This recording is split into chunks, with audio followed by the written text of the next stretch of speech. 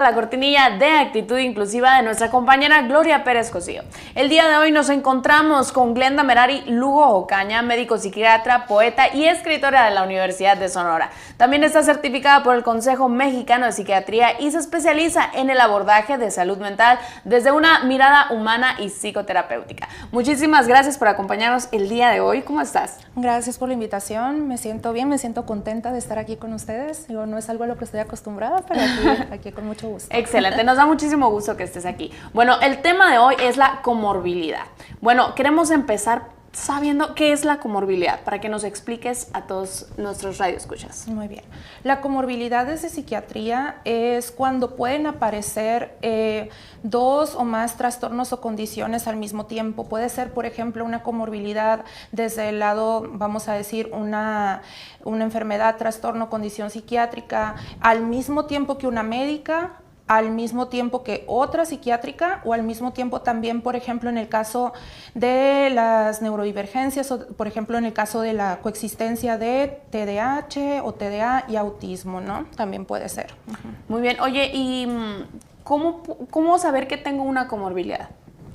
Bueno, es algo difícil de establecer porque implica también una valoración clínica extendida, generalmente donde vamos a considerar varios aspectos de la persona, ¿no? No únicamente a lo mejor el motivo de consulta, sino extendernos a veces a conocer otros aspectos de su vida, conocer también, por ejemplo, cómo ha sido su desarrollo, cómo ha encarado también, por ejemplo, estas dificultades a lo largo del tiempo y poder hacer tanto una entrevista clínica o también, por ejemplo, ¿no? En el caso de desde algunas condiciones o trastornos psiquiátricos, hacer también los estudios pertinentes también para descartar, ¿no? alguna presencia, por ejemplo, de alguna enfermedad neurológica o reumatológica o endocrinológica, que es bastante común encontrarlas, ¿no?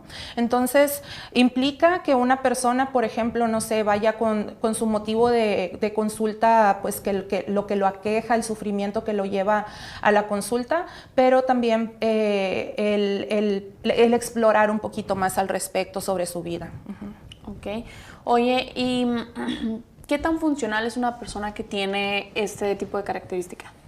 Pues va a depender mucho de la comorbilidad, pero sí se ha visto que entre mayor, por ejemplo, haya la existencia, no sé, por ejemplo, de varios diagnósticos, pues puede ampliar esto también como la posibilidad de que esa persona pues lo esté pasando mal, ¿no? Yo particularmente el abordaje que me gusta mucho hacer desde la consulta, más que poner la etiqueta o el nombre, es también ver en qué lo está pasando mal esa persona, ¿no? ¿Qué lo trae ahí? ¿Cuál es el sufrimiento que tiene? Entonces, desde esa línea, o sea, el encontrar también, por ejemplo, no sé, vamos a decir una persona que esté también teniendo epilepsia y que es mandado por el neurólogo y también estamos viendo, no sé, rasgos que pudieran orientarnos a un diagnóstico dentro, no sé, del espectro autista o a lo mejor alguna depresión que también es muy común encontrar o incluso las tres, ¿no? Vemos que el darle nombre a esto también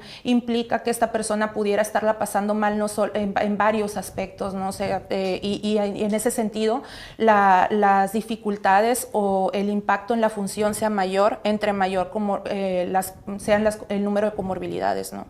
Oye, ¿cuáles son las comorbilidades más comunes?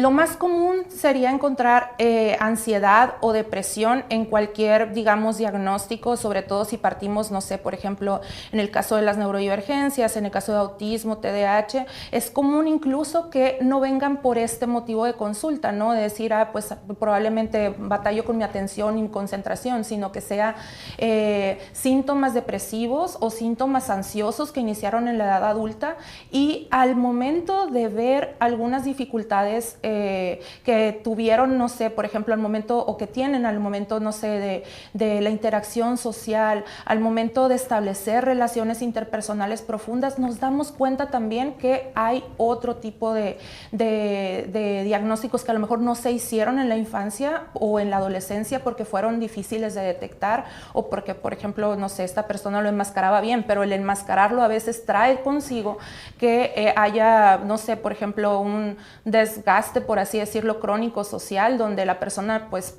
batalla al hacerlo y al final, no sé, llegan por una depresión bastante profunda, ¿no? O también los llamados trastornos de la personalidad, ¿no? Que también pueden aparecer, ¿no? A la par y vuelven más difícil a veces el reto diagnóstico desde psiquiatría. ¿Cómo lo sería el TLP, por ejemplo? Así es, okay. Sí. Oye, y por ejemplo, supongamos que una persona tiene TLP con TDA, tiene depresión y tiene ansiedad. Ok, que eso es algo común, ¿no? Que en la mayoría de los casos los trastornos se presenten tanto con depresión como con ansiedad, ¿no? Sí. Ok, ¿qué tan difícil es identificar o para que haya un diagnóstico correcto en este tipo de casos? ¿Por qué? Porque muchas veces estos trastornos suelen tener, o estas comorbilidades suelen tener síntomas parecidos. Sí.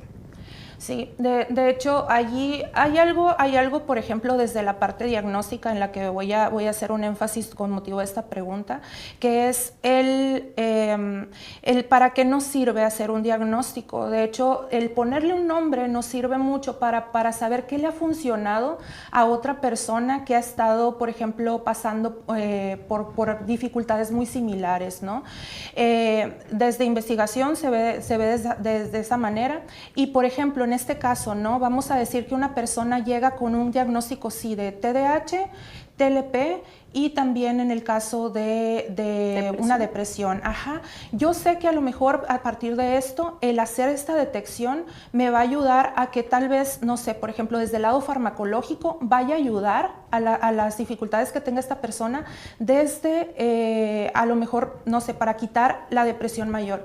Sin embargo, por ejemplo, el caso del TLP se ha visto que hay una mayor evidencia apoyando que el tratamiento sea más bien psicoterapéutico con ciertos tipos de terapias específicas. Entonces sí es importante hacer el diagnóstico porque en algunas ocasiones puede haber como esta expectativa de que, por ejemplo, un medicamento me va a quitar esto o la terapia me va a quitar esto, cuando puede ser que necesitemos un abordaje multidisciplinario dependiendo del tipo de afección que tenga la persona. Okay. Sí, porque, bueno, a lo mejor al paciente no le sirve tanto como la etiqueta, pero sin embargo el doctor o el médico sí tiene que darse cuenta pues de que hay distintos tipos de cosas que trabajar, ¿no? Sí. Oye, y hablando de esto, ¿por qué se da? O sea, ¿es genético o influye mucho el estilo de vida de la persona? Oye, ahí es donde vienen bastantes debates, ¿no? Pero muy dependiente, va a ser dependiente del diagnóstico, de hecho. O sea, por ejemplo, en el caso de el autismo, o sea, si lo ponemos, por ejemplo, en una gráfica donde veamos qué tanto porcentaje pudiera ser de heredabilidad, es decir, factores dados desde la genética, pues vemos que es de las más elevadas.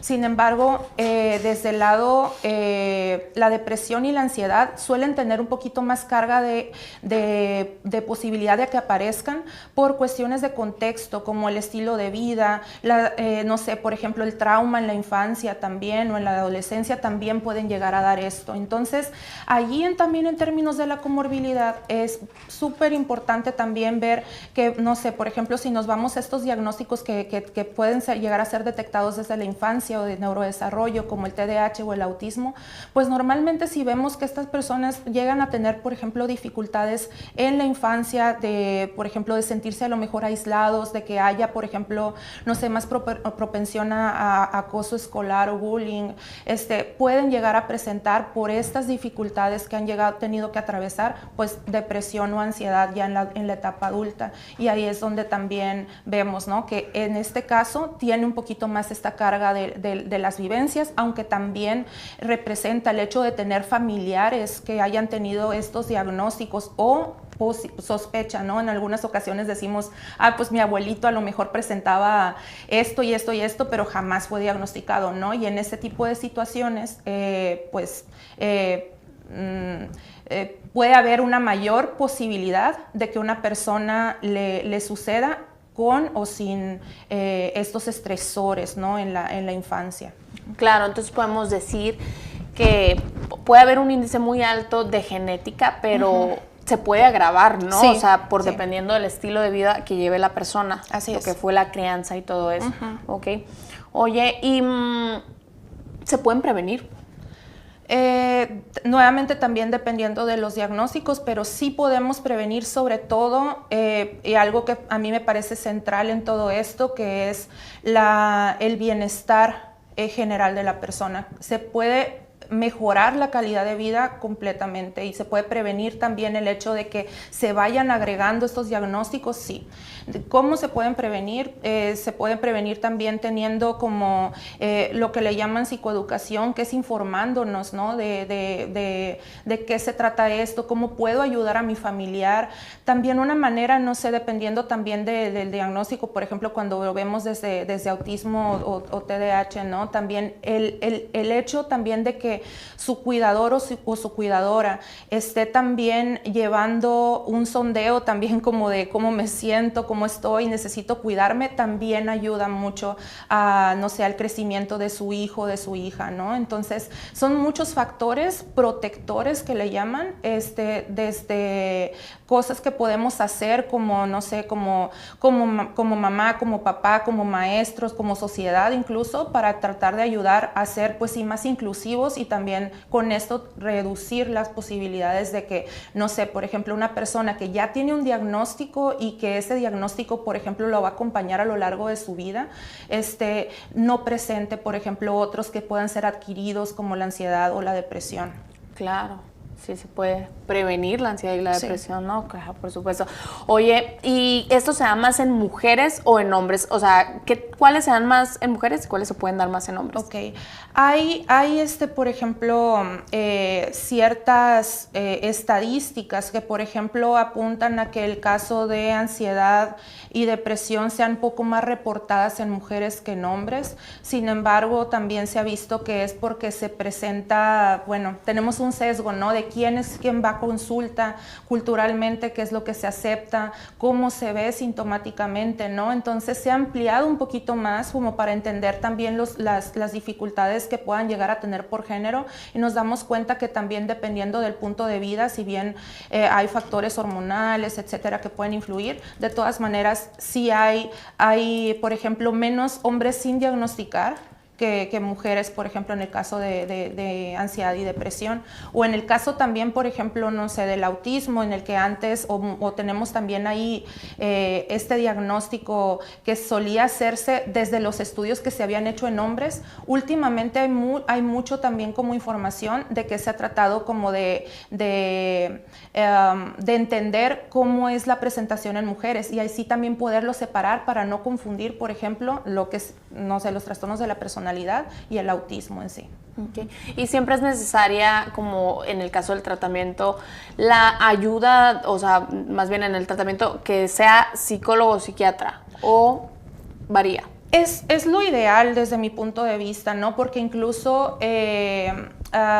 si bien hay algunas, no sé, por ejemplo, afecciones o diagnósticos que pueden llevar o una o la otra, incluso no sé si nos vamos, por ejemplo, a los algoritmos para depresión. Cuando estamos en una depresión leve, moderada, puede irle igual, por ejemplo, con un medicamento o con una terapia, por ejemplo, de corte, por ejemplo, cognitivo-conductual, les puede ayudar de la misma manera. Sin embargo, se ha visto que la suma de ambos ayuda a poder tener una mejor pronóstico, ¿no? A que le vaya mejor a esta persona. Entonces, ahí ya depende mucho también de qué diagnóstico tengamos, pero la mayor parte, sobre todo cuando hay comorbilidades, que hay varios grupos, a veces incluso necesitamos el apoyo, por ejemplo, de otros compañeros médicos, que también, por ejemplo, evalúen o descarten también otras posibilidades. Oye, por ser multidisciplinario, ¿no suele ser un poco invasivo el tratamiento?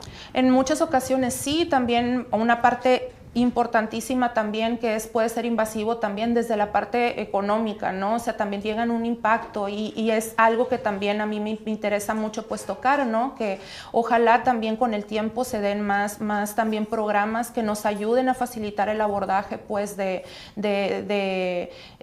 pues sí multidisciplinario, sin que esto también tenga ese tipo como de peso tanto social, invasivo desde lo económico, también desde pues también tantas citas al médico, ¿no? Claro. Para finalizar, cuéntanos qué recomendaciones o qué mensaje le darías a las personas que sufren de esto. Yo sé que a veces el paso inicial de reconocer y decir, pues mira, me ha estado pasando esto, pues es el más difícil, ¿no? El acercarse. Pero una recomendación que pudiera dar y que para mí me parece elemental, que viene desde la parte de la relación terapéutica, es que con el profesional de la salud, ya sea psicólogo, psiquiatra o incluso algún otro médico con el que se vaya de primera vez, te puedas llegar a sentir cómodo o cómoda, ¿no? Y puedas también poder externar tus dudas. Para mí, la relación terapéutica o la relación médico-paciente que se puede llegar a dar es elemental también para poder decir, ok, yo si bien tengo este diagnóstico, a mí me hace sentido, a mí me hace, siento que el tratamiento que me estás dando me ayuda. Esa para mí es la parte pues básica para mí, más que la parte de ponerle nombre, o sea, es en qué me está ayudando esto. Entonces, elemental que se sientan a gusto con su tratamiento. Okay, dar el primer paso. Sí. Glenda, muchísimas gracias por acompañarnos el día de hoy. Gracias. Nos dio muchísimo gusto tenerte aquí. Vamos a ir a un corte y regresamos en unos momentos.